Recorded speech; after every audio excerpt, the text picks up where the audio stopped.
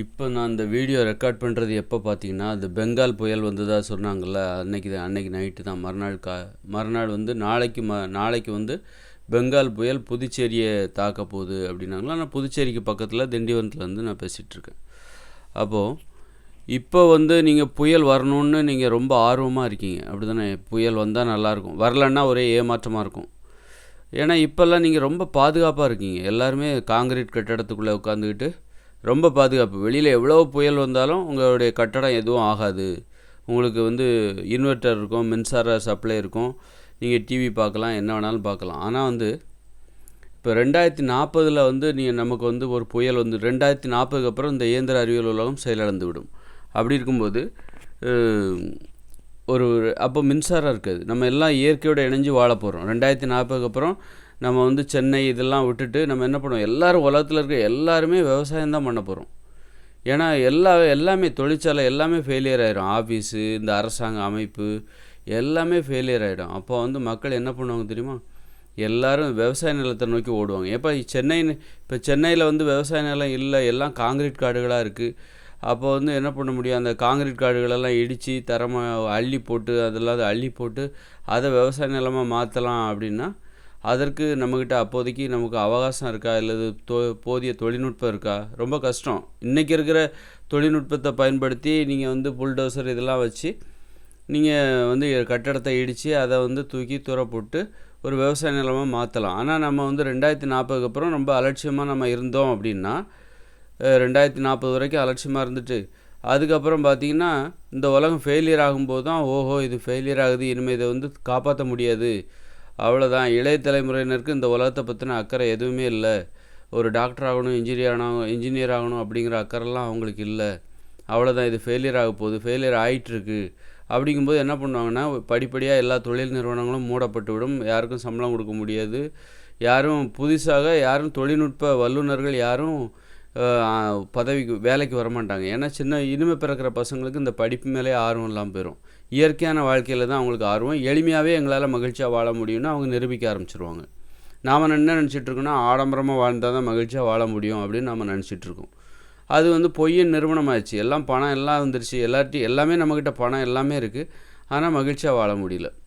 நம்மக்கிட்ட வீடு எல்லாமே இருக்குது, கார் எல்லாமே இருக்குது, ஆனால் நம்மளால் இந்த உலகம் முழுக்கவே இப்போ மகிழ்ச்சியாக வாழ முடியல அப்படின்னு இப்போ நிறுவனமாகிடுச்சு. அப்போது மகிழ்ச்சியாக வாழ்கிறதுக்கு இந்த உலகமே தடையாக இருக்குது. நாம் எதை நம்பி வந்தோமோ, மகிழ்ச்சியாக இருப்பதற்காக நாம் எதை நம்பி வந்தோமோ அந்த உலகமே இப்பொழுது நமக்கு தடையாக இருக்கிறது.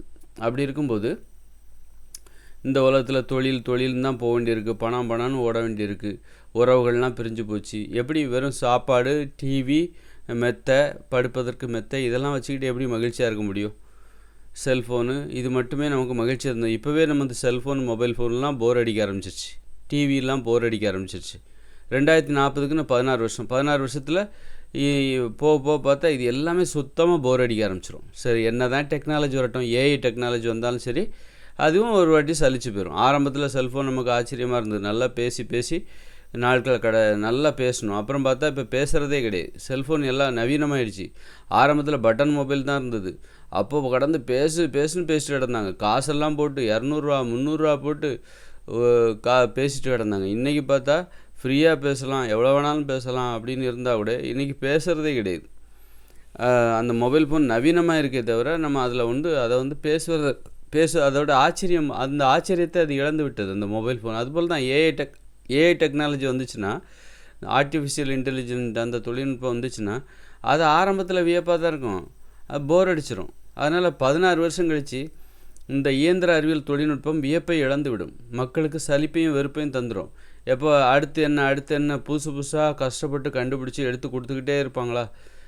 அவங்க என்ன வந்து அப்படி அதுவும் அதனால் மக்களுக்கு ஒரு புரிதல் வந்து போச்சு, புதிய தொழில்நுட்பம் கண்டிப்பாக நமக்கு போர் அடிச்சிடும், அதுக்கப்புறம் என்ன அப்படிங்கிற கேள்வி வரும்போது தான் இப்போ இந்த மாதிரி மனிதர்களை வந்து திருப்திப்படுத்தணும். இயந்திர அறிவியல் தொழில்நுட்பத்தின் மூலமாக மக்களை வந்து எப்போவும் திருப்திப்படுத்திக்கிட்டே இருப்பாங்க, அடுத்து என்ன திருப்திப்படுத்திக்கிட்டே இருப்பாங்க அப்படின்னா அது வந்து சாதாரண விஷயம் கிடையாதுல்ல. ஒருத்தரை வந்து கடினமாக ஆராய்ச்சி பண்ணால் தான் புதிய தொழில்நுட்பத்தை கண்டுபிடிச்சி மக்களை திருப்திப்படுத்தணும், அதை வாங்குறதுக்கு காசு வேணும், அதை சம்பாதிக்கிறதுக்கு பணம்னு அலையணும், குடும்ப உறவுகளெல்லாம் விட்டுட்டு. அதனால் மக்களுக்கு இந்த இயந்திர அறிவியல் உலகத்தின் மீது இருக்கிற வியப்பு என்பது அதை இழந்து விட்டார்கள். இனிமேல் இழந்துருவாங்க, படிப்படியாக இழந்துருவாங்க, நம்பிக்கை போயிடும். இந்த உலகத்தில் மகிழ்ச்சியாக வாழ முடியாதுங்கிறது மட்டும் தெரிஞ்சு போச்சு. எல்லாம் உறவுகள் எல்லாம் குடும்பம்லாம் செதறி போச்சு.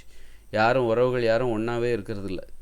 அப்போது மகிழ்ச்சியாக வாழ்வதற்கு நமக்கு சாப்பாடு, பஞ்சு மெத்தை, ஃபோனு, டிவி இது மாத்திரமே போகாது. ஏசி, எப்போ பார்த்தாலும் 24 மணி நேரம் மின்சார சப்ளை, இது மட்டுமே மகிழ்ச்சியாக வாழ்வதற்கு போதாது. உறவுகள் தேவை. உரிமையோடு பேசி சிரிப்பதற்கு, சண்டையிடுவதற்கு, கதைகள் பேசுவதற்கு, ஆடுவதற்கு, பாடுவதற்கு நமக்கு உறவுகள் தேவை அப்படிங்கிறத மக்கள் இப்போ உணர்ந்துட்டாங்க. அப்போ இந்த உலகம் எப்போ வியப்பை இழக்குதோ, இது போர் அடிக்க ஆரம்பிக்குதோ, அப்போவே இது ஃபெயிலியர் ஆக ஆரம்பிச்சிடும். அதனால் இது ஃபெயிலியர் ஆகிடும். அதுக்கப்புறம் 2040 அப்புறம் இந்த உலகம் படிப்படியாக ஃபெயிலியர் ஆகிடும். தொழிற்சாலைகள்லாம் செயலிழந்துடும். மின்சார உற்பத்திலாம் நின்று போயிடும். பள்ளிக்கூடங்கள், கல்லூரிகள் எல்லாம் இழுத்து மூடப்படும். ஆடைகள் வேறு ஆடை தொழிற்சாலை எல்லாமே மூடப்பட்டுவிடும். கைவசம் நம்ம வச்சுருக்கிற ஆடைகள் தான், கைவசம் நம்ம வச்சுருக்கிற உலோகங்கள் தான், உலோக பயன்பாடு எல்லாமே கைவசம். அதுக்கப்புறம் உலோக உற்பத்தி கூட நின்று போயிடும். எல்லாமே நின்றுடும். மக்கள் எல்லோரும் என்ன பண்ணுவாங்க, அடுத்த வேளை சாப்பாட்டுக்கு தினசரி சாப்பாடு தேவை. நமக்கு ஆடை இல்லாமல் கூட இருந்துடலாம், டிவி இல்லாமல் இருந்துடலாம், மொபைல் ஃபோன் இல்லாமல் இருந்துடலாம். ஆனால் நம்ம எது இல்லாமல் இருக்க முடியாதுன்னா சாப்பாடு இல்லாமல். அப்போ சாப்பாடுக்கு என்ன பண்ண, எல்லாத்துக்குமே பணக்காரர், கோடீஸ்வரர் எல்லாத்துக்குமே சாப்பாடு தேவை. டிவி, மொபைல் ஃபோன் எல்லாத்துக்குமே தேவை கிடையாது. காரு எல்லாத்துக்கும் என்ன தேவை, சாப்பாடு தேவை. அப்போ எல்லாருமே விவசாயம் பண்ண வேண்டிய நிலமை. ஏன்னா பணம் கொடுத்து எதையுமே வாங்க முடியாத நிலமை 2040 அப்புறம் வந்துடும். 2040 அப்புறம் நீங்கள் பணம் கொடுத்து எதையுமே வாங்க முடியாது. பணத்துக்கே மதிப்பு கிடையாது, வெறும் காகிதமாக மாறிவிடும். வெறும் அடுப்பு எரிப்பதற்கு தான் அந்த பணத்தை பயன்படுத்துவார்கள். அப்படி இருக்கும்போது 2040 அப்புறம் இந்த உலகமே என்ன பண்ணும், உலகத்தில் இருக்கிற 1000 கோடி, கண்டிப்பாக இப்போ 800 கோடி பேர், 2040 1000 கோடி பேர் வந்துடுவாங்க. அந்த 1000 கோடி மக்களும் விவசாயம் செய்வதற்காக இந்த நிலங்களை தேடி ஓடுவார்கள். நிலங்களை கைப்பற்றுவதற்காக மிகப்பெரிய போட்டி நடக்கும். இது என்னுடைய நிலம், ஏன்னா உணவு இல்லை. அப்போது இது என்னுடைய நிலம், உன்னுடைய நிலம் அப்படின்னு சொல்லிட்டு அடித்து பிடிச்சி இடத்த பிடிப்பாங்க. சண்டைகள்லாம் நடக்கும், பயங்கர சண்டைகள். யாரும் போலீஸ் நிலையமே இருக்காது. சிறைச்சாலைகள் எல்லாம் அங்கே இருக்கிற சிறைச்சாலை, அதை காத்துக்கிட்டு இருக்கிற போலீஸ்காரங்களாம் அவங்க விளைநிலத்தை தேடி ஓட ஆரம்பிச்சிருவாங்க. அப்போ சிறைச்சாலை அவ்வளோதான். அங்கே இருக்கிற சிறை கைதிகள் கூட வெளியே குற்றங்கள் செய்வாங்க அப்படின்லாம் கிடையாது. அவங்களும் பொழப்பை தேடி ஓடுவாங்க, உணவை தேடி ஓடுவாங்க, உணவை உற்பத்தி பண்ணணும் அப்படின்னு விவசாய நிலத்தை தேடி ஓடுவாங்க. விவசாய நிலத்தை கைப்பற்றுவதற்காக இந்த உலகம் முழுக்க மிகப்பெரிய போட்டியே நடக்கும். அப்படி இருக்கும்போது அப்போ எல்லோரும் விவசாய நிலத்தை கைப்பற்றுறாங்கன்னு வச்சுக்கோங்க. எல்லோரும் கைப்பற்றி ஓரளவுக்கு கொஞ்சம் செட்டில் ஆகிட்டாங்கப்பா. எனக்கு நிலம் கிடைக்கல, எனக்கு கொஞ்சமாக தான் கிடச்சிது. அவருக்கு பாரு, அவங்கெல்லாம் சொந்தக்காரங்கள்லாம் கிட்டத்தட்ட 50 பேர் இருக்காங்க, ஒன்றா சேர்ந்து எத்தனை ஏக்கர் நிலத்தை வளைச்சிட்டாங்க தெரியுமா அப்படின்னு அப்படியெல்லாம் பேசிப்பாங்க. அப்படி இருக்கும்போது இந்த மாதிரி பயங்கர கலவரம்லாம் நடக்கும், சண்டைகள்லாம் நடக்கும்.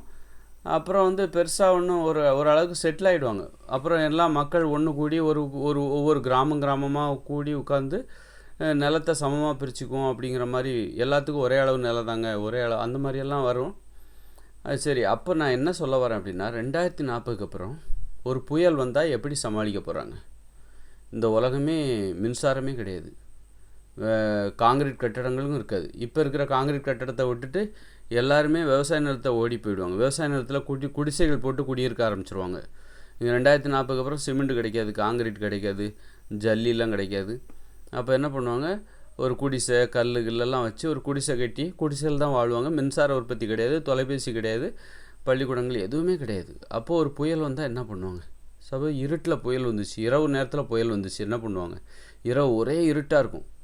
அங்கே அமாவாசை அதெல்லாம் புயல் வந்துச்சுன்னா அவ்வளோதான். மேகம்லாம் சூரியனே மறைச்சிரும். பகல்லே பார்த்தீங்கன்னா புயல் வந்துருச்சா, பகலே பார்த்தீங்கன்னா இரவு போல் தெரியும். அந்தளவுக்கு ரொம்ப வெயிலே தெரியும். அப்போ இரவு நேரத்தில் கும்மு இருட்டாக தான் இருக்கும். 2040 அப்புறம் புயல் வந்துச்சுன்னா இந்த உலகத்தில் மின்சாரம் எதுவுமே இல்லாத சூழ்நிலையில் இந்த உலகமே கும்மு இருட்டாக தான் இருக்கும். இரவு நேரத்தில் புயல் வந்தால் என்ன பண்ணுவீங்க? எல்லா மக்களும் குடிசையில் தான் வசிக்கிறாங்க. 1000 கோடி மக்கள் இந்த உலகத்தில் குடிசையில் வசிப்பாங்க. அப்போது அங்கங்கே புயல் வரணும். எங்கெல்லாம் புயல் வருதோ அங்கே வசிக்கிற மக்கள் ஒருவேளை இரவு நேரத்தில் புயல் வந்தால் என்ன பண்ணுவாங்க? இரவு நேரத்தில் ஒரே இருட்டாக இருக்கும். ஏன்னா புயல் வரும்போது ஒரே மழை பெஞ்சிகிட்டு இருக்கும். நீங்கள் எந்த மண்ணெண்ணெய்லாம் எங்கே கிடைக்க போகுது? அல்லது ஆமணக்கெண்ணெய் அதை பற்ற வைக்கிறதுக்கு உங்களுக்கு எங்கே தீப்பெட்டி கிடைக்க போகுது? தீப்பெட்டியும் கிடைக்காது. தீப்பெட்டி தொழிற்சாலையும் செயலிழந்துடும். அப்போது தீப்பெட்டியும் கிடைக்காது. அப்போ கல்லில் வந்து பற்ற வைப்பீங்களா? அது எப்படி முடியும்? நீங்கள் குடிசையில் தான் வசிக்கிறீங்க. நசு நசுன்னு இருக்கும். ஒரே தண்ணியெல்லாம் ஒழுகும். மழை வேறு பெஞ்சிக்கிட்டே இருக்குது. ஆறாக ஓடிக்கிட்டு இருக்குது. பெருக்கெடுத்து ஓட ஆரம்பிச்சிடும். குடியிருப்புகளில் வெள்ளம் பெருக்கெடுத்து ஓட ஆரம்பிச்சிடும். இரவு நேரம் ஒன்றுமே தெரியாது. ஆனால் மழை பெஞ்சிக்கிட்டே இருக்குது. புயல் அடிச்சுக்கிட்டே இருக்குது. கன மழை, பலத்த மழை, 2-3 மணி நேரமாக மழை அடிச்சிட்டு இருக்குது. குடியிருப்புகளில் வெள்ளம் சூழ்ந்துடும். ஆனால் இரவு 12 மணி 1 மணி மழை பெய்கிற சத்தம் தான் கேட்குது. வெளியில் பார்த்தா ஒரே இருட்டாக இருக்குது. எங்கள் மக்கள் சத்தம் தான் கேட்குது. ஐயோ அம்மா, ஐயோ என்ன பண்ண போகிறோமோன்னு கத்துவாங்க. அந்த சத்தம் தான் கேட்குமே தவிர உங்களுக்கு கண்ணுக்கு எட்டிய தூரம் எந்த குடிசையும் தெரியாது, மனிதர்களும் தெரிய மாட்டாங்க. சத்தம் மட்டும் கேட்கும். ஆகா, இது புயல் என்ன ஆக போதோ, பயங்கரமாக காற்றடிக்கும். இரவு அந்த காற்றடிக்கிற சத்தம் கேட்கும். மழைத்துளி உடம்புல படுறது கேட்கும். அந்த மழைத்துளியை பார்க்க முடியாது, வெள்ளத்தை பார்க்க முடியாது. ஆனால் வீட்டை சுற்றி வெள்ளம் பெருக்கெடுத்து ஓடுது. எல்லோரும் குடிசையில் பதுங்கியிருப்பாங்க. குடிசை எவ்வளோ நேரத்துக்கு தாங்கும்? வெள்ளப்பெருக்கு, அதாவது பலத்த கனமழை பெய்யும்போது என்ன ஆகும்? குடியிருப்பை சுற்றி வெள்ளம் கரை புரண்டு ஓடும்போது அந்த குடிசையும் அடிச்சிட்டு போகும். இந்த குடியிருப்பு பகுதிகளில் குழந்தைகள் இருப்பாங்க, பெரியவங்க வயசானவங்க இருப்பாங்க. அப்போ இதெல்லாம் பார்த்தீங்கன்னா அன்னைக்கு நைட்டு என்ன நடக்குதுன்னே தெரியாது. எங்கே நாம் இருக்கோம், பக்கத்தில் என்ன இருக்குது, மரம் இருக்கா, வெள்ளம் அடித்து புரண்டுட்டு போகும். இந்த வெள்ளத்தில் அவங்கவுங்க ஏதாவது மரத்தில் ஏறி ஒட்டிக்கிட்டு இருப்பாங்க. ஏதாவது மரத்தில் ஏறிக்கப்பா அப்படின்னு சொல்லிட்டு அவங்கவுங்க குழந்தைகளை தூக்கிட்டு போயிட்டு, அந்த சின்ன குழந்தைகளை தூக்கிட்டு போயிட்டு, இப்போ ஏதாவது ஒரு 5 வயசு குழந்தை 10 வயசு குழந்தைன்னா அந்த குழந்தை சுயமாக ஏறி ஒரு மரக்கிளையில் ஏறிக்கும். 2040 அப்புறம் புயல் வந்தால், அதுவும் இரவு நேரத்தில் புயல் வந்தால் என்ன நடக்குங்கிறத ஒரு கற்பனை செஞ்சு பாருங்கள். அதுதான் நான் இப்போ சொல்கிறேன். அப்போ வந்து என்ன பண்ணுவாங்க, ஒரு 5 வயசு 6 வயசு 10 வயசு மேலே உள்ளவங்க எல்லோரும் என்ன பண்ணுவாங்க, மரத்தில் ஏறி உட்காந்துப்பாங்க. மரத்தில் ஏறி ஏதாவது மரங்கரம் கிடைக்குதா, மரத்தில் ஏறி படுத்துக்கப்பா, குளிரை தாங்கிப்பா. பயங்கர குளிர் அடிக்கும். அதாவது மழை பெஞ்சு ஊற்றும், அப்படியே விரைச்சி போயிடும் உடம்பு. அப்போ அந்த குளிர்லேயே நிறைய பேர் செத்து போயிடுவாங்க. வயசானவங்கலாம் செத்து போயிடுவாங்க. இந்த மாதிரி ஒரு புயல் வந்துச்சுன்னா, இரவு நேரத்தில் புயல் வந்துச்சுன்னா என்ன ஆகும் அப்படின்னா, வயசானவங்க, தாங்க முடியாதவங்க, அந்த குளிர் தாங்க முடியாதவங்க, குடியிருப்பை சுற்றி வெள்ளம் அடித்து கரண்ட் புரண்டு ஓடும்போது அந்த குடிசையெல்லாம் அடிச்சுட்டு போயிடும். அடிச்சுட்டு போகும்போது வயசானவங்கலாம் இறந்து போயிடுவாங்க. தாக்கு பிடிக்க முடியாது. அப்புறம் குடிசை அடிச்சுட்டு போகும்போது எல்லோரும் மழை பெய்யுது, திறந்த வழியில் தான் இருப்பாங்க. ஆள் உயரத்துக்கு வெள்ளம் வரலாம், ஆள் உயரத்துக்கு மேலேயும் வெள்ளம் அடிச்சுக்க ஆறு போல் ஓடலாம். எங்கே குடிசை இருக்குது, எங்கே குடியிருப்பு இருக்குது, அவங்களுடைய பொருட்கள் நம்ம இந்த உலகத்துலேருந்து எடுத்துகிட்டு போன சுத்தியல், அருவா, மண்வெட்டி, பண்டம், பாத்திரம் எல்லாம் அடித்து புரண்டுட்டு ஓடிடும். இப்போ மறுநாள் பார்த்தா தான் தெரியும் எது நம்மக்கிட்ட எதுவுமே இருக்காது. எல்லாமே குடிசை முதற்கொண்டு தண்ணியில் எங்கேயாவது போயிருக்கும். ஆத்தோரமாக எல்லாம் போயிருக்கும். உடைமைகள் அப்புறம் வந்து வயசானவங்க எத்தனை பேர் இருக்காங்க நம்ம கூட, ஏற்கனவே எத்தனை பேர் இருந்தாங்க, மாமாவங்க, சித்தப்பாவங்க, சித்தியை காணுமே, ஐயோ பாட்டியை காணுமே அப்படின்னு சொல்லிட்டு ஆட்களை தேடுவாங்க. இந்த மாதிரி இரவு நேரத்தில் புயல் வந்தால் என்ன நடக்குங்கிறத நான் சொல்கிறேன். ஆட்களை தேடுவாங்க. ஐயோ என் பிள்ளையை காணுமே, ஐயோ என் புருஷனை காணுமே, என் பொண்டாட்டியை காணுமே, ஐயோ அந்த மழை வெள்ளத்தில் அடித்து, அல்லது வந்து என் பிள்ளை இறந்து போயிட்டான், மரத்தில் ஏறி உட்காந்துருந்தான், பயங்கர மழை, 12 மணிக்கு அடித்த மழை ஓயவே இல்லை. கடைசியில் பார்த்தா என் பிள்ளை மேலே ஏறி அந்த மரத்தோடு ஒட்டி போய் விரைச்சி போய் ஐயோ இறந்து போயிட்டானே. அப்படிங்கிற நிலமை தான் வந்து 2040 அப்புறம் நம்ம சந்திக்க போகிறோம். இது வந்து உலகத்தில் எங்கேயும் நடந்துக்கிட்டே இருக்கும். எங்கேயாவது ஒரு இடத்துல புயல் வந்துக்கிட்டே இருக்கும். அந்த புயல் வந்து இரவில் பெஞ்சாலும் சரி, பகலில் பெஞ்சாலும் சரி. இப்போ பகல்லே தான் புயல் பெய்யுதுப்பா. புயல் வந்து ஒரு 2 மணி நேரம் 3 மணி நேரமாக பகலில் புயல் அடிக்குதுன்னு வைங்க, ஏகப்பட்ட வெள்ளம் வந்துருச்சு. இப்போ சாயந்தரம் ஆயிடுச்சு. அந்த வெள்ளம் அந்த பகலில் வேகமாக காற்று வீசி அந்த புயல் அடித்ததுனால ஏற்பட்ட மழையில் பெரிய வெள்ளப்பெருக்கு அந்த குடியிருப்பை சுற்றி வந்துருச்சு. இப்போ வந்து இருட்ட போகுது. 5 மணி 6 மணி ஆகுது. அந்த வெள்ளம் எங்கேருந்தோ ஓடி வரும், இன்னும் அதிகமாக வரும். அதாவது பகலில் பெஞ்ச அந்த புயல் மழையில் இரவில் வெள்ளப்பெருக்கு ஏற்படுது. ஆனால் இரவு ஒரே குத்திருட்டாக இருக்குது. எங்கே யார் இருக்காங்க எதுவுமே, சத்தம் மட்டும் கேட்குது. அது அப்போ என்ன ஆகும் அப்படின்னு, அப்போ இரவில் பயங்கர வெள்ளப்பெருக்கு, பகலில் எத்தனை பேர் இருப்பாங்கன்னு சொல்ல முடியாது. அப்போ என்ன பண்ணுவாங்க மக்கள், இந்த மாதிரி புயல் வருது ஒரு அறிகுறியை வச்சு, இந்த மாதிரி இருக்குது இன்றைக்கி பார்த்தீங்களா, இந்த புயல் வர்றதுனாலே என்ன ஆகுது, ஒரு மாதிரி ஒரு காற்று அடிக்குது, குளிர்ந்த காற்று, ஒரே இருட்டாகவே இருக்குது, மேகமூட்டமாக இருக்குது, அப்படியே தொடர்ந்து மழை பெஞ்சிக்கிட்டே இருக்குது. இதெல்லாம் பார்த்தே மக்கள் என்ன பண்ணுவாங்கனாக்கா, புயல் வரப்போகுது போல்க அப்படின்னு கொஞ்சம் கணிப்பாங்க. அந்த கணிப்பு தப்பாக கூட இருக்கலாம். ஆனால் அவங்க சந்தேகப்பட்டுட்டாங்கனாலே என்ன பண்ணுவாங்க, அதுக்கு மேற்கொண்டு என்ன பண்ணும், ஏதாவது உயரமான இடத்துக்கு போயிடலாம், ஏதாவது மலைக்கு போயிடலாம். மலையில் ஏதாவது ஒரு இடம், ஒரு ஊரே என்ன பண்ணுவாங்க, ஒரு மலைக்கு போயிடலாம். புயல்லாம் ஏதாவது தட்டு முட்டு செமன் கையில் மண்வெட்டி, இந்த உலகத்துலேருந்து நம்ம எடுத்துகிட்டு போன மண்வெட்டி இதெல்லாம் எடுத்துகிட்டு நம்ம மலைக்கு போயிடலாம், உயரமான இடத்துக்கு போயிடலாம் அப்படின்னு சொல்லிட்டு போயிட்டு மறுநாள் புயல் முடிஞ்சதுக்கப்புறம் கீழே இறங்கி வருவாங்க. இந்த மாதிரியெல்லாம் நடக்கும். புயல் வருவதை முன்கூட்டியே தெரிந்து கொண்டு அதெல்லாம் ரொம்ப ரொம்ப சப்போஸ் அவங்க நினச்ச மாதிரி புயல் வராமல் கூட இருக்கலாம். சரி பரவாயில்லப்பா புயல் வரல, நல்ல வேளை வரல, ஒருவேளை வந்துருச்சுனாலும் ஆமாம் நம்ம கணிச்சது சரிதான் அப்படின்னு சொல்லிட்டு இந்த மாதிரி தான் அவங்க வாழ போகிறாங்க. இந்த மாதிரி தான் புயலை முன்கூட்டியே கணிச்சிக்கிட்டு ஏதாவது உயரமான இடத்துக்கு போகிறது, போய் அவர்களை தங்களை பாதுகாத்து கொள்வது, அப்புறம் கையில் உடமையெல்லாம் எடுத்துகிட்டு மண்வெட்டி கடப்பாறை என்னென்ன இருக்கோ கையிலேருந்து எடுத்துகிட்டு அங்கே போயிட வேண்டியது. இந்த மாதிரி நம்ம 2040க்கு அப்புறம் நம்ம வாழ்க்கையை பார்த்திங்கன்னா பயங்கரமாக இருக்கும், செம பயங்கரமாக இருக்கும். 2040க்கு அப்புறம் இந்த இயந்திர அறிவியலாம் செயலிழந்த பிறகு நமது வாழ்க்கை முறை இது. ஆனால் எப்போவும் பயங்கரமாக இருக்காது. மற்ற நாட்கள்லாம் மகிழ்ச்சியாக இருக்கும். எப்போ ஒரு வாட்டி புயல் வரும் கண்டிப்பாக தமிழ்நாட்டை இப்போ குறிப்பாக தமிழ்நாட்டே எடுத்துக்கிட்டிங்கன்னா வருஷத்துக்கு எங்கேயாவது ஒரு இடத்துல ஒன்று சென்னையில் வரும், அல்லது விழுப்புரத்தில் வரலாம், பாண்டிச்சேரியில் வரலாம், அல்லது நாகப்பட்டினத்தில் வரலாம், கடலூரில் வரலாம். இப்படி வருஷத்தில் எங்கேயாவது 1-2 இடத்துல புயல் வந்துடுறதில்ல. திருநெல்வேலியில் கூட வரலாம், எங்கேயாவது ஒரு இடத்துல வரதில்ல. அப்போ எங்கேயாவது ஒரு இடத்துல இந்த பாதிப்பு, இந்த ஆபத்துங்கிறது ஒரு தமிழ்நாட்டை பொறுத்தளவில் இருக்கும். அது மாதிரி ஒவ்வொரு மாநிலத்திலையும் ஆந்திராவில், ஒரிசாவில் வருஷந்தோறும் இந்த புயல் ஆபத்துங்கிறது இருக்கும். அப்போ அவங்க என்னெல்லாம் படுவாங்க அப்படிங்கிறது நீங்கள் கொஞ்சம் கற்பனை பண்ணி பாருங்கள். கையில் மின்சாரம் இல்லை, தீப்பெட்டி இல்லை, காங்கிரீட் கட்டடம் இல்லை, இரவு நேரத்தில் என்ன பண்ணுவாங்க, பகல் பயங்கர வெள்ளம் வந்துச்சுன்னா அந்த குடியிருப்புகளில் அடித்து புரண்டு போச்சுன்னா குடிசையில் இருக்கிறவங்க என்ன பண்ணுவாங்க, அவங்க வாழ்க்கை எப்படி இருக்கும், இதெல்லாம் கொஞ்சம் கற்பனை பண்ணி பாருங்கள். 2040க்கு அப்புறம் இன்னும் 16 வருஷம்தான் இருக்குது. அப்போ அப்படி இருக்கும்போது உங்களுக்கு யார் நிவாரணம்லாம் தரமாட்டாங்க. இன்றைக்கி பார்த்தீங்கன்னா இப்போ சென்னையில் வெள்ளப்பெருக்கு வந்துச்சுன்னா அப்புறம் அவங்களுக்கு ஒரு வாரத்துக்கு சாப்பாட்டுக்கும் பக்கத்தில் உள்ள மக்கள்லாம் உதவி பண்ணுவாங்க, வண்டியில் கொடுப்பாங்க, சாப்பாடு போட்டுலாம் ஹெலிகாப்டரில் போடுவாங்க. இதெல்லாம் 2040க்கு அப்புறம் உங்களை பாதுகாக்க யாரும் வரமாட்டாங்க. பயங்கர வெள்ளப்பெருக்கு, பசியாக இருக்கும், எண்ணத்தை சாப்பிட்ற இலைத்தலைகளை பறித்து சாப்பிட வேண்டியிருக்கும். இப்போ ஏதாவது பழம் நீங்கள் சேர்த்து வச்ச உணவு எல்லாத்தையும் அந்த புயல்னால் ஏற்பட்ட வெள்ளப்பெருக்கில் குடியிருப்பு பகுதியில் அடிச்சுட்டு போயிருக்கும், எல்லாமே போயிருக்கும். குடிசையே இருக்காது, எந்த பொருளும் கூட இருக்காது. இன்னும் மனுஷங்க கூட நிறைய பேர் செத்து போயிடுவாங்க. ஒவ்வொரு புயல் போச்சுனாலே அந்த புயல்னால் ஒரு ஊரில் வயசானவங்கலாம் இறந்து போயிடுவாங்க. அந்த மாதிரிலாம் இனிமேல் நடக்க போகுது. அப்போது 2040க்கு அப்புறம் வரப்போகிற ஒரு வாழ்க்கையை பற்றி நம்ம கொஞ்சம் கூட கவலைப்படாமல், ஃபஸ்ட்டு உங்களுக்கு தெரியாமல் இருக்கலாம். நான் ரொம்ப தாமதமாக சொல்கிறேன். எனக்கு 20 வருஷத்துக்கு முன்னாடியே தெரியும். அப்போ ஏன் இவ்வளோ லேட்டாக சொன்னேன் அப்படின்னா, நான் இருந்த நிலைமை அந்த அளவுக்கு, நான் வறுமையில் இருந்தேன், பிழைக்கிறதே எனக்கு பெரிய வேலையாக இருந்தது. எனக்கு பொருளாதாரத்தை தேடி நான் அப்போதான் ஹோம் டியூஷன் எடுத்துகிட்டு இருந்தேன். ஹோம் டியூஷன் எடுத்து சென்னையில் நான் சம்பாதிச்சா தான் என் வாழ்க்கை ஓடுங்கிற மாதிரி இருந்தது. இன்றைக்கி தான் கொஞ்சம் ஸ்டெடியாக நான் வந்திருக்கேன். அப்போ அதனால் எனக்கு இப்போ நான் சொல்லணும், இப்போ நான் முதல்ல நல்லா இருந்தால் தான் நான் இந்த மக்களுக்கு எதாவது மற்றவங்களுக்கு நான் நல்லது செய்ய முடியும், அந்த எண்ணம் வரும். என்ன நான் பார்த்துக்கிறதே சிரமமாக இருக்கும்போது அப்போ நான் மற்றவங்க மேலே இந்த நாட்டு மேலே மக்கள் மேலே எனக்கு வெறுப்பு தான் இருக்கும், நான் அதை செய்யவும் மாட்டேன். அப்போது இது இயல்பான ஒரு விஷயம் தான். அதனால தான் இவ்வளோ நாள் தாமதமாகிடுச்சு. ஒருவேளை இன்றைக்கி இருக்கிற ஒரு பொருளாதார ஒரு ஸ்ட்ராங்கான நிலைமை ஒருவேளை 20 வருஷத்துக்கு முன்னாடி எனக்கு இருந்ததுன்னா கண்டிப்பாக நான் அப்போவே எனது கடமையை நான் செஞ்சுருப்பேன். அப்போவே இந்த விஷயத்த உங்களுக்கு சொல்வதற்கு முயற்சி செய்து இந்நேரத்துக்கு அதை உங்கள் காதுக்கு உங்கள் மூளையில் அந்த கருத்தை நான் பதிய வச்சுருப்பேன். 20 வருஷமாக நான் பேசியிருந்திருப்பேன். அதனால் இப்போ இன்னும் 16 வருஷம்தான் இருக்குது. ஆனால் 16 வருஷத்துக்கு அப்புறம் நாம் வாழ போகிற வாழ்க்கை எவ்வளோ பயங்கரமாக இருக்குது பாருங்கள். ஒரு பயங்கரமான ஒரு வாழ்க்கைக்கு நம்ம போகிறோம். ரொம்ப ஆபத்தான வாழ்க்கை, இயற்கையோடு இணைஞ்சு வாழ்கிறோம். ஏன் நம்ம காடுகளை விட்டு இங்கே வந்தோம் தெரியுமா? காடுகள் இந்த மாதிரியான ஆபத்துகள்லாம் இருக்குது. காடுகளில் இப்போ நம்ம ஒரு எத்தனை புயல் வந்தாலும் நம்ம காங்கிரீட் கட்டடத்தில் உள்ள பாதுகாப்பாக தான் இருக்க போகிறோம். அதனால தான் புயல் ஆர்வமாக எதிர்பார்க்குறோம்.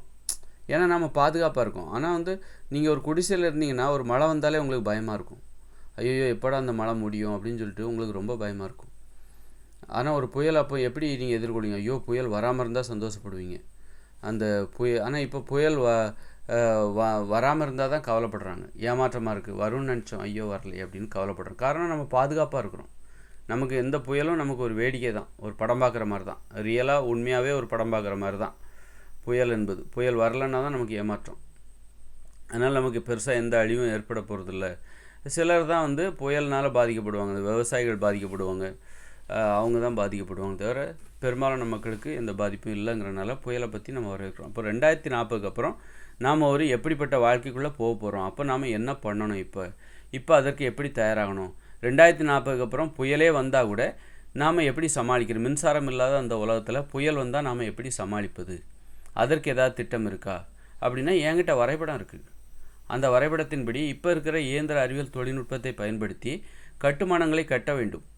சிறிய சிறிய கட்டிடம், உறுதியான கட்டிடம், ஒரு 500 வருஷத்துக்கு உழைக்கிற மாதிரியான கட்டிடங்களை கட்டணும். சின்ன சின்ன கட்டிடம் தான், பெட்டி பெட்டியாக கட்ட போகிறோம். பெரிய பெரிய அடுக்குமாடி கட்டிடம்லாம் கிடையவே கிடையாது. நமக்கு அதில் எதுக்கு முக்கியத்துவம் கொடுக்க, அழகுக்கு முக்கியத்துவம் கொடுக்கல. நான் வடிவமைத்திருக்கிற அந்த உலகத்தில் ஒவ்வொரு ஊராக ஒரு ஊர் எப்படி இருக்க வேண்டும், அதுபோல் அந்த உலகத்தில் இருக்கிற அதுபோல் அந்த உலகம் முழுக்க ஊர்களை உருவாக்கி மனிதர்களை குடியமர்த்த வேண்டும். அப்போ அந்த ஊரில் ஒரு வீடு எப்படி இருக்கும் அப்படின்னா, அந்த ஒரு வீடுங்கிறது வந்து ஒரு 10 அடி இல்லை ஒரு 8 அடி நீட்டம், ஒரு 6 அடி அகலம், அவ்வளோதான் இருக்கும். ஒருத்தர் 2 பேர் அது மாதிரி சின்ன சின்ன பெட்டியாக அதில் ஒரு ஜன்னல் இருக்கும்னு வச்சுக்கோங்க, அவ்வளோதான் இருக்கும். ஒரு வாசல், ஒரு ஜன்னல், கொஞ்சம் உயரமாக இருக்கும். ஒரு மேடையில் ஒரு உயரமாக அந்த வீடு இருக்கும். இப்படி மாடி வீடுலாம் கிடையாது. மொட்டை மாடி இருக்கும், ஆனால் ஃபஸ்ட்டு ஃப்ளோர் செகண்ட் ஃப்ளோர்லாம் கிடையாது. இப்படி பெட்டியாக கட்ட போகிறோம். ஆனால் அது என்னென்னா 500 வருஷத்துக்கு தாங்கும். 500 வருஷத்துக்கு நம்ம இன்னொரு கட்டடம் கட்ட தேவையில்லை ஒரு வாட்டி. ஏன்னா இப்போ தான் நம்ம கையில் இயந்திர அறிவியல் தொழில்நுட்பம் இருக்குது. 2040 அப்புறம் அது செயலிழந்துடும். அப்போ அதை வச்சுக்கிட்டு இப்போ இருக்கிற நம்ம கைவசம் இருக்கிற இயந்திர அறிவியல் தொழில்நுட்பத்தை பயன்படுத்தி எப்படி ஒரு உறுதியான 500 வருஷத்துக்கு உழைக்கிற மாதிரியான ஒரு கட்டிடத்தை எப்படி கட்டி கொடுக்க போகிறோம், அதுதான் வந்து நம்ம இப்போ இருக்கிற கேள்வி. அப்போ நம்ம எவ்வளோ பிளானிங்காக, ஆனால் அது செய்கிறது ஈஸி. நம்ம முதல்ல முடிவு பண்ணிட்டு நம்ம வந்து இதெல்லாம் கட்டுறதுக்கு ரொம்ப நேரம் ஆகும் அப்படிலாம் கிடையாது. ஒரு சின்ன பாக்ஸ் மாதிரி, நான் இப்போ சொன்னேன்ல, ஒரு வீடுனா இப்படி தான் இருக்கும். ஒரு பாக்ஸ் மாதிரி இருக்கும், ஒரு 8 அடி நீட்டத்தில் ஒருத்தர் இல்லைனா 2 பேர் தான் தங்கணும். அதுக்கு பெரிய கட்டடம்லாம் கட்டக்கூடாது, எளிமையாக இருக்கணும். ஒருத்தர் இல்லைனா 2 பேர் இருக்கணும், அதிகபட்சம் 2 பேர், அதுக்கு மேலே யாரும் இருக்கக்கூடாது. அதே நேரத்தில் 8 அடி நீட்டம், ஒரு 6 அடி அகலம், அவ்வளோதான் இருக்கணும். ஒரு வாசல், ஒரு சின்னதாக ஒரு ஜன்னல். இதுதான் வந்து ஒரு 7 அடி உயரம் அல்ல 8 அடி உயரம், இவ்வளோ தான் இருக்கணும். அது கொஞ்சம் உயரமான இடத்துல இந்த மாதிரியான ஒரு கட்டடத்தை கட்டணும். இது வந்து அதோட வடிவமைப்பில் ஒவ்வொருவருக்காக நம்ம அமைக்கப்படுகிற வீடு, இதுதான் ஒரு வீடு. அதில் சமையலரெலாம் கிடையாது, சமையலறை கழிவறைலாம் கிடையாது. கழிவறைலாம் வெளியில் போகணும், வெளியில் அதுக்குன்னு தனியாக அமைப்பு இருக்குது. சமையலறைலாம் கிடையாது. இந்த ரூமுக்குள்ளே நீங்கள் உங்கள் உணவுகளை சேமித்து வச்சுக்க வேண்டியதான். அல்லது 8 அடி அகலங்கிறத ஒரு 10 அடி அகலமாக வச்சுக்கிட்டு உணவுக்காக வைத்திருப்பது, அவ்வளோதான். இந்த மாதிரி தான் வந்து பெட்டியாக கட்ட போகிறோம். அப்படிங்கும்போது இந்த உலகத்தை இன்னொரு உலகத்தை உருவாக்குறது ரொம்ப ஈஸி. ஏன்னா இதில் வந்து அழகுக்கு முக்கியத்துவம் கொடுக்கல, வெறும் பாதுகாப்பு, உறுதித்தன்மை, ஒரு 500 வருஷத்துக்கு நீடிக்கிற மாதிரி. அதுக்கு தான் நான் இப்போ முக்கியத்துவம் கொடுத்து அதை நான் வடிவமைச்சிருக்கேன்.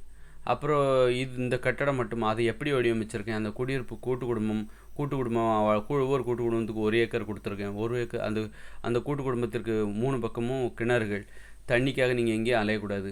ஒவ்வொரு கூட்டு குடும்பத்தையும் சுற்றியும் 3 பக்கமும் 20 அடி நீளம் 10 அடி அகலமுடைய கிணறுகள்.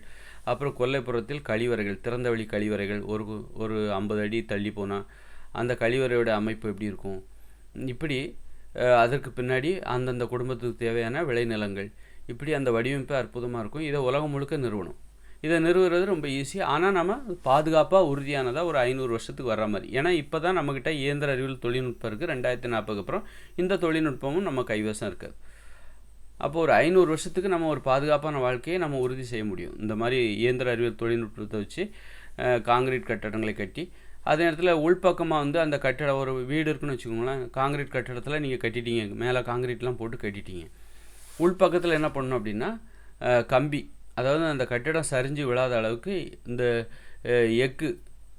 ஸ்டீல்னால் துருப்பிடிக்காத உலோகங்களால் உள்பக்கமாக ஒரு வலை போன்ற அமைப்பு, ஒரு ஜன்னல் மாதிரி, அந்த கட்டடத்தை தாங்கிக்கிற மாதிரியான ஒரு அமைப்பு உள்பக்கமாக நம்ம அமைக்கணும். ஒரு தடிமனான கம்பி, அதற்கான வரைபடத்தை நான் வந்து வடிவமைச்சு நான் உங்களுக்கு போடுறேன். நானே ஒரு ஆளாகவே எல்லாத்தையும் பண்ண வேண்டியிருக்கு, எனக்கு நிறைய வேலை இருக்குது. என்னால் ஒரு ஆளாக பண்ண முடியல. நான்லாம் வந்து ஒழுங்காக திட்டமிட்டு, நான் யாருன்னு என்னுடைய முக்கியத்துவம் தெரிஞ்சிருந்ததுன்னா, நான் வந்து இதுக்கெல்லாம் முன்கூட்டியே தயாராகி ஒரு டீமாக இந்த வேலையை நான் பண்ணியிருந்தேன்னு வச்சுக்கோங்களேன், உங்களுக்கு போதுங்கிற அளவுக்கு சந்தேகத்தை நான் தீர்த்து வச்சுருப்பேன். நான் தனி ஒரு ஆளாக போராடுறதுனால என்னால் முழுசாக சொல்ல முடியல. அதனால் தெளிவாகவும் புரிய வைக்கிறது எனக்கு கஷ்டமாக இருக்குது.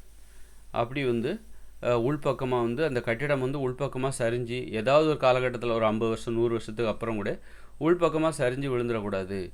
அல்லது 500 வருஷத்துக்கு உழைக்கிற மாதிரி தான் நம்ம கட்ட போகிறோம். இந்த மாதிரி உலகம் முழுக்க நம்ம உருவாக்க போகிறோம். இதை உருவாக்குறது ரொம்ப ஈஸி. முதல்ல நான் சொல்கிறதை உண்மையை நீங்கள் ஒத்துக்கணும்.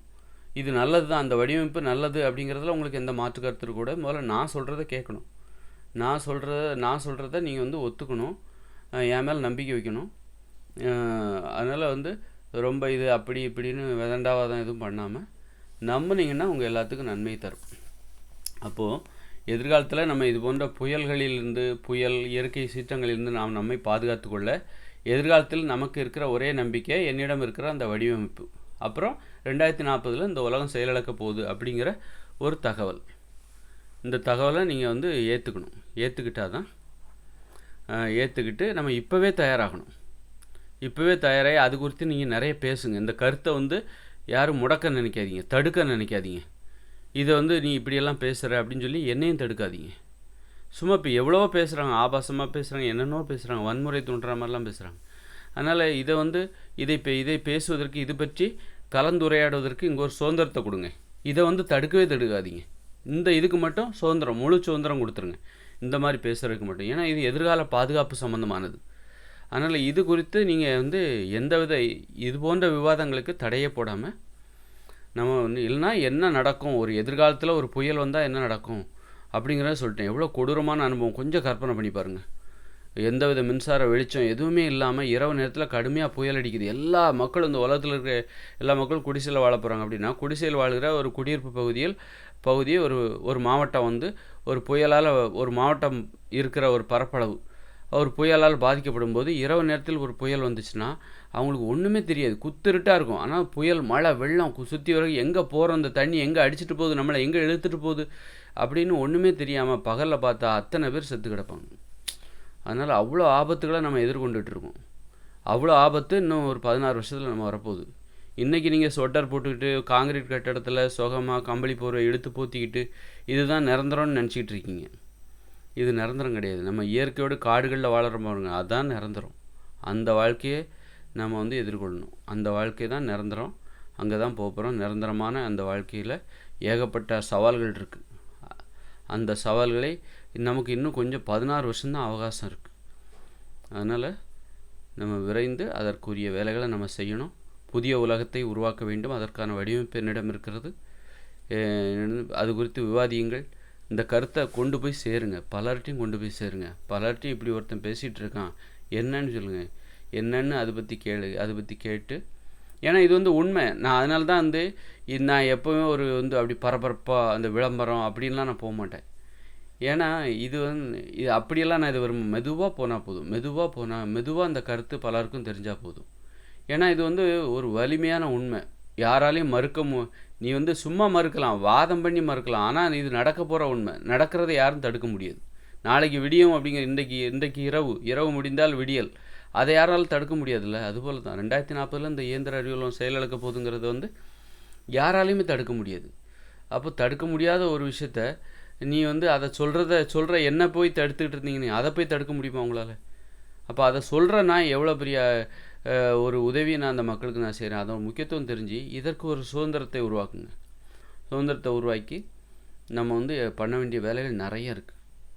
பெரிய வேலை, உலகம் முழுக்க பெரிய இந்த உண்மையே பார்த்தீங்கன்னா 2040 இந்த உலகம் செயலிழக்க போகும் அப்படிங்கிற உண்மையே இந்த மக்களுக்கு அமைதியை ஏற்படுத்தும். மனித வாழ்க்கையில் அமைதியாக. ஏன்னா பேராசைகள்லாம் போய் இன்னும் 16 வருஷத்தில் இந்த உலகம் செயலிழக்க போகுது, ஏன் பணத்தெல்லாம் சேர்த்து வச்சுக்கிட்டு இருக்கிற அப்படின்னு இந்த கருத்தை ஏற்றுக்க ஆரம்பிச்சிட்டாங்கனாலே இது ரொம்ப சிம்பிள். என்கிட்ட பேசினாலே நான் பல பேர்கிட்ட அப்படி ஏற்றுக்க வச்சுருவேன். ஏன்னா அது உண்மை தானே. உண்மையை ஏற்றுக்க வைக்கிறது ரொம்ப ஈஸி. பொய்யை ஏற்றுக்க வைக்கிறதுக்கு தான் கஷ்டப்படணும். பொய் தோற்றுரும். ஆனால் உண்மை தடைகளை தாண்டி ஜெயிச்சிரும். அதனால் ஏற்றுக்க ஆரம்பிச்சிட்டாங்க, இந்த உண்மையை மட்டும் ஏற்றுக்க ஆரம்பிச்சிட்டாங்க, இந்த உலகத்தில் அமைதி வந்துடுங்க. எல்லாத்துக்கும் பேராசைகள்லாம் இல்லாமல் போயிடும். நிலத்தெல்லாம் வாங்கி சேர்த்து வச்சுட்ருக்காங்க, அவங்களாம் அந்த முயற்சியிலேருந்து விடுபடுவாங்க. 7 தலைமுறைக்கு பணம் சேர்த்துட்ருக்காங்க பாருங்கள். எல்லாரும் தங்களுடைய முயற்சியை நிறுத்தி கொள்வார்கள். எல்லோரும் முயற்சி நிறுத்திக்கிட்டு 16 வருஷம் 2040 அப்புறம் நம்ம எப்படி வாழ போகிறோம், அதுக்கு நம்ம இப்போவே என்ன பண்ணணும்? துருப்பிடிக்காத மண்வெட்டிகளை தயாரிக்கணும், துருப்பிடிக்காத அருவாக்களை தயாரிக்கணும், துருப்பிடிக்காத கடப்பாறைகளை தயாரிக்கணும். இப்படி நிறைய வேலைகள் இருக்குது. நிறைய ஒரு 500 வருஷத்துக்கு துருப்பிடிக்காத மண்வெட்டியை உங்களால் தயாரிக்க முடியுமா? 500 வருஷத்துக்கு இடிந்து போகாத ஒரு கட்டடத்தை உருவாக்க முடியுமா? வீட்டை உருவாக்க முடியுமா? அதுவும் உலகம் முழுக்க ஒரு புதிய உலகத்தையே உருவாக்க முடியுமா? அது எல்லாத்தையும் பண்ணணும். அவ்வளோ வேலைகள் இருக்குது. அதனால் கத்தி, அருவா இதெல்லாம் ஒரு 500 வருஷத்துக்கு முன்னாடி 500 வருஷத்துக்கு உழைக்கிற மாதிரி துருப்பிடிக்காத புதிதாக தயாரிக்க வேண்டும். இப்போ 1000 கோடி பேர் 2040 இருப்பாங்க. 1000 கோடி பேருக்கும் ஒரு மண்வெட்டி இருக்கணும். ஒரு மண்வெட்டி கண்டிப்பாக தேவை. அப்போ 1000 கோடி மண்வெட்டி தேவை. 1000 கோடி அப்புறம் வந்து கிரைண்டர் இதெல்லாம் இப்போ மின்சாரம் இருக்காதுல்ல 2040 அப்புறம். அப்புறம் 2040 அப்புறம் நமக்கு அம்மிக்கல், உலக்கை இதெல்லாம் தேவை. அம்மிக்கல் ஏதாவது அரைக்கணும், உணவுகளை அரைக்க வேண்டியிருக்கும். அப்போது அம்மிக்கல்லே நமக்கு 1000 கோடி அம்மிக்கல் தேவை. பார்த்துக்கோங்க, ஒவ்வொருத்தருக்கும் ஒரு அம்மிக்கல் தேவை. ஏன்னா அது ஒரு 500 வருஷத்துக்கு உழைக்கிற மாதிரி இருக்கணும். அது மாதிரி இது வந்து பாதுகாப்பாக ஒரு வீட்டுக்குள்ளே இருந்தால் நல்லாயிருக்கும். அந்த அளவுக்கு, ஏன்னா இது வந்து பெரிய புயல் மழை வந்ததுன்னா வெள்ளப்பெருக்கில் அந்த அம்மியை அடிச்சுக்கிட்டு போயிடக்கூடாது. இப்படி அப்புறம் நாம் வந்து ஒரு 1000 கோடி 500 வருஷத்துக்கு உழைக்கிற மாதிரி மண்வெட்டியும் கடப்பாறையெல்லாம் செஞ்சு கொடுக்குறோம். அப்போ ஒரு புயல் மழை வெள்ளப்பெருக்கு வரும்போது அந்த நம்ம இப்போ செஞ்சு கொடுக்குற துருப்பிடிக்காத அந்த மண்வெட்டியெல்லாம் வெள்ளத்தில் அடிச்சுட்டு போயிடக்கூடாது. அப்படி இன்னும் நிறைய நம்ம ஆராய்ஞ்சு பார்த்து ஒரு அற்புதமான உலகத்தை நம்ம சாதிக்க வேண்டிய அதுக்கு தான் நம்ம இவ்வளோ தொழில்நுட்பத்தை ஏன் மனிதர்கள் கற்றுக்கிட்டு வராங்க தெரியுமா?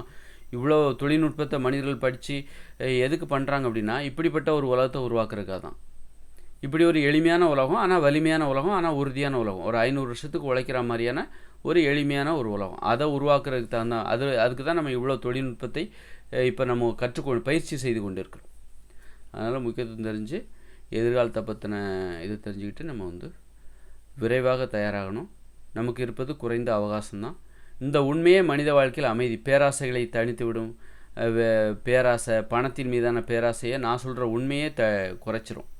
மனிதர்கள் அமைதியை ஏற்படுத்தும் இந்த உண்மையை. இந்த உலகம் 2040 முடியுதுப்பா, பணத்துக்கு அப்புறம் மதிப்பு கிடையாது அப்படின்னா, யாருமே தங்கத்துக்கு மதிப்பு கிடையாதுன்னா தங்கத்தை யாரும் சேர்க்க மாட்டாங்க, பணத்தை யாரும் சேர்க்க மாட்டாங்க. அப்போ அடுத்து நம்ம என்ன பண்ணணும் அப்படிங்கிற பற்றி தான் யோசிப்பாங்க. அதனால் இந்த உண்மை வந்து மக்களுடைய வாழ்க்கையில் குழப்பத்தை ஏற்படுத்துவது போல் தோன்றும், ஆனால் அமைதியை தான் ஏற்படுத்தும்.